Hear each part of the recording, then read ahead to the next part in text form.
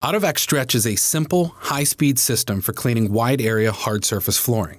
Kaivac's extreme soil removal technology, combined with its unique recycling option, enables unprecedented cleaning range and productivity in a walk-behind machine, without the loss of cleaning effectiveness.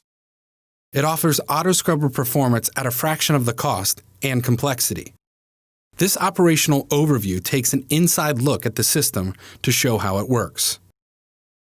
Prior to the actual cleaning process, the Kaivac Stretch system is loaded with 11 gallons of diluted cleaning solution, 8 gallons in the trolley bucket, and additional 3 gallons in the vacuum tank.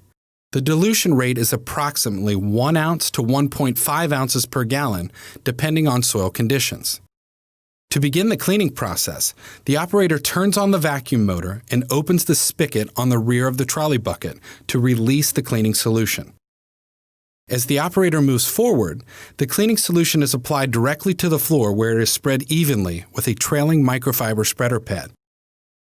The solution and soils are then extracted from the floor surface as the squeegee head passes over it and then are transported into the vacuum tank.